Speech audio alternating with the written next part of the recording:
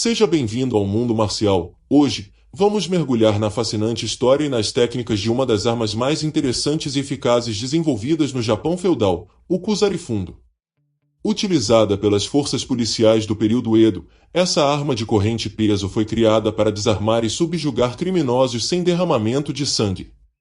Desenvolvida inicialmente pelo chefe de sentinela do castelo de Edo, o Kusarifundo tornou-se um símbolo de inteligência tática e precisão, e sua eficácia foi crucial para manter a ordem sem violar os princípios de honra da época. Prepare-se para conhecer sua história, as técnicas de combate e como essa arma única evoluiu para se tornar uma das mais intrigantes no mundo das artes marciais japonesas. Origens e desenvolvimento. O Kusarifundo, também conhecido como Manrikusari, foi desenvolvido no início do século XVIII, sob a supervisão do chefe de sentinela do castelo de Edo. O objetivo inicial era criar uma arma que permitisse capturar ou subjugar criminosos sem a necessidade de usar lâminas, o que evitaria o derramamento de sangue, uma ação considerada desonrosa para as forças de segurança. O Japão, sob o governo do shogunato Tokugawa, era um país pacífico após um longo período de guerra civil. A classe samurai, que antes era essencialmente a linha de frente das batalhas, estava agora em declínio. Com a estabilização do país e a unificação sob o shogunato, surgia a necessidade de reprimir a criminalidade sem recorrer à violência extrema. No contexto do castelo de Edo, o Kusarifundo era uma ferramenta ideal para a tarefa. Esta arma era composta por uma corrente de ferro, geralmente com cerca de 1,5 metros de comprimento, com uma bola de ferro ou peso em uma de suas extremidades. O objetivo era lançar a bola ao redor do oponente, desarmá-lo ou imobilizá-lo, sendo uma alternativa não letal às lâminas. O uso do Kusarifundo pelas forças policiais. À medida que a arma se tornava mais popular, seu uso se expandia para além dos muros do castelo de Edo, sendo adotada pelas forças policiais para enfrentar criminosos, inclusive aqueles com status de samurai. Durante o período Edo, a classe samurai foi proibida de portar espadas em público, exceto em certas circunstâncias, mas isso não impediu que muitos samurais se envolvessem em atividades criminosas. Nesse contexto, as forças de segurança precisavam de meios eficazes para conter esses criminosos sem recorrer ao derramamento de sangue. O Kusarifundo se mostrou altamente eficaz, especialmente quando se tratava de lidar com oponentes armados, como samurais que, devido ao seu status, eram imunes ao uso de lâminas pela polícia. A arma permitia ao policial se aproximar do criminoso e imobilizá-lo sem feri-lo gravemente, sendo uma maneira de manter a ordem sem comprometer os princípios de honra que permeavam a sociedade japonesa. A evolução das armas de contenção. Antes do desenvolvimento do Kusarifundo, as forças de segurança no Japão utilizavam o Mitsudogu, um conjunto de 3 armas de haste longa que eram eficazes contra samurais em combate. Essas armas eram o Sazumata, o Tsukubo e o Sodegarami. Elas foram projetadas para conter e capturar espadachins, especialmente aqueles que se tornaram criminosos. No entanto, com o passar do tempo, essas armas de haste longa foram se tornando obsoletas, especialmente devido à diminuição das habilidades marciais dos samurais durante o período Tokugawa. Muitos samurais, embora ainda considerados guerreiros, estavam se afastando das habilidades de combate ativas. De acordo com o autor Dreger, em seu livro Classical Bujutsu, a diminuição das habilidades dos samurais durante o período Tokugawa ficou evidente nas modificações do Mitsudogu. O autor observou que as armas de contenção passaram a ser mais ornamentais do que funcionais, e que muitas das habilidades associadas a essas armas foram perdidas ao longo do tempo. A transição para armas como o Jute, o Boa e o Kusarifundo refletem a necessidade de ferramentas mais práticas e eficazes para o combate de proximidade, especialmente contra adversários mais resistentes ou habilidosos. O contexto do período Edo e a necessidade de armas de contenção. O período Edo, 1603 a 1868, foi uma era de paz relativa no Japão, marcada pela estabilidade do shogunato Tokugawa. Durante esse tempo, o Japão experimentou um longo período de isolamento, o que significava que a classe samurai já não era mais necessária para batalhas em grande escala. Embora o samurai fosse um símbolo de status, muitos membros dessa classe se tornaram criminosos ou se envolveram em atividades ilícitas.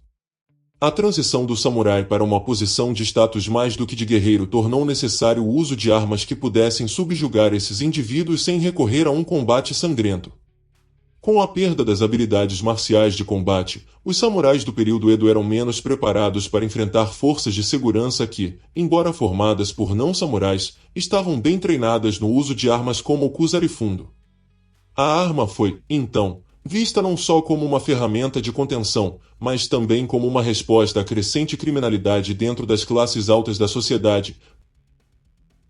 As técnicas do Kusarifundo envolvem habilidades específicas de combate e controle de oponentes, que exigem um alto grau de precisão e domínio. As técnicas de Kusarifundo foram desenvolvidas para desarmar e subjugar um oponente sem causar danos graves ou derramamento de sangue, algo essencial durante o período Edo, quando a contenção de criminosos era preferível à violência direta. As principais características e técnicas envolvidas no uso do Kusarifundo são: lançamento e contenção. O Kusarifundo era usado principalmente para imobilizar um oponente a uma distância relativamente curta. A técnica de lançamento envolve atirar a bola de ferro ou peso na corrente ao redor do corpo ou das extremidades do adversário. O objetivo é criar um laço seguro que possa ser usado para imobilizar, desarmar ou restringir os movimentos do oponente. O movimento exige precisão e o conhecimento da distância ideal para o lançamento da corrente. Lançamento direto. A técnica envolve lançar a bola de ferro diretamente em direção ao braço, pescoço ou ombro do oponente, criando um laço de contenção. Lançamento em arco. Um tipo de lançamento mais elaborado onde a corrente é jogada por cima do oponente e depois puxada rapidamente para prender o adversário. Técnicas de imobilização. Uma vez que a corrente do Kusarifundo é lançada com sucesso, o próximo passo envolve técnicas de imobilização para prender o oponente. Estas técnicas eram muito eficazes em restringir movimentos e criar oportunidades para captura ou neutralização sem necessidade de ferir a vítima. Imobilização de pulsos e braços. Usando a corrente para prender o pulso ou braço do adversário, o praticante do Kusarifundo pode desarmar o oponente ou forçá-lo a se render. Imobilização do pescoço. A corrente pode ser rapidamente enrolada ao redor do pescoço do oponente, restringindo sua capacidade de movimento ou respiratória, sem a intenção de causar danos severos. A habilidade para executar essas imobilizações depende da precisão e rapidez na execução dos movimentos.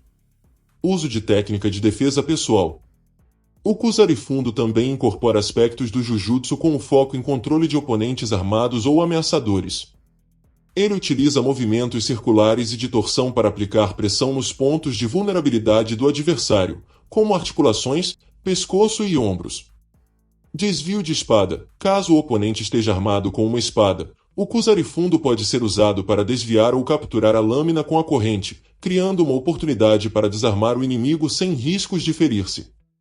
Contra-ataques e evitação. Uma característica fundamental do uso do Kusarifundo é sua capacidade de se adaptar e reagir rapidamente ao movimento do oponente. O praticante deve ser capaz de se mover rapidamente para evitar ataques enquanto se prepara para atacar ou lançar a corrente de maneira eficaz.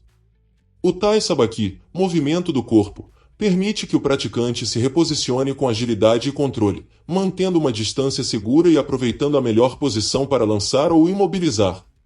Rotação do corpo. A rotação do corpo é essencial para evitar ataques ou para reposicionar-se de forma mais favorável para atacar com a corrente. Movimento de desvio. O movimento de desvio é uma técnica de desequilíbrio que permite que o praticante faça o oponente cair ou perder a postura, abrindo espaço para o ataque da corrente. Usos em combate de longo alcance. Embora o Kusarifundo seja predominantemente utilizado em combate a curta distância, a corrente também pode ser usada em uma forma de combate de longo alcance. Com a habilidade adequada, a corrente pode ser lançada de forma a prender uma parte do corpo do oponente à distância, criando uma situação de contenção à distância. Técnica de enlaçamento à distância. A corrente é esticada e lançada para envolver o corpo ou as pernas do oponente, forçando-o a se render ou a perder o equilíbrio. Defesa contra armas. No contexto de combate com samurais, o Kusarifundo se mostrava eficaz como uma forma de defesa contra espadas e outras armas de haste. As técnicas eram aplicadas com o intuito de capturar ou neutralizar as lâminas, sem causar danos ao oponente. Captura de lâmina. Ao lançar a corrente, O praticante pode bloquear a lâmina do adversário ou usar a corrente para desarmar o oponente sem causar ferimentos graves. Uso tático em grupos. Em uma situação de combate em grupo, o Kusarifundo também pode ser usado para neutralizar rapidamente os oponentes, criando um campo de contenção ao bloquear e prender os inimigos à medida que a batalha se desenrola. Os praticantes podem usar técnicas de coordenação para tirar vantagem do espaço e neutralizar várias ameaças de uma vez. Manutenção do controle e submissão. Em combate, a capacidade de manter controle mental sobre a situação é crucial. O Kusarifundo exige que o praticante tenha um ótimo controle psicológico ao se concentrar nas reações do oponente ao usar a corrente para induzir a submissão sem precisar recorrer à violência excessiva. O legado do Kusarifundo. O Kusarifundo é, portanto, mais do que apenas uma arma, é um reflexo das mudanças na sociedade japonesa durante o período Tokugawa. De uma ferramenta de desarmamento e contenção, ela simboliza a evolução da segurança pública no Japão e a adaptação às novas necessidades de um país em paz, onde as lutas anteriores davam lugar à manutenção da ordem e do status quo social. E assim concluímos nossa jornada pelo Kusarifundo, uma arma que reflete a engenhosidade das forças de segurança do Japão feudal. De sua origem no castelo de Edo até o seu uso pelas forças policiais para combater até mesmo samurais, o Kusarifundo permanece uma ferramenta fascinante, que combina precisão, controle e um profundo respeito pela vida. Se você gostou deste vídeo, não se esqueça de curtir, compartilhar e se inscrever no canal para mais histórias e técnicas sobre o incrível universo das artes marciais. Até a próxima, no Mundo Marcial.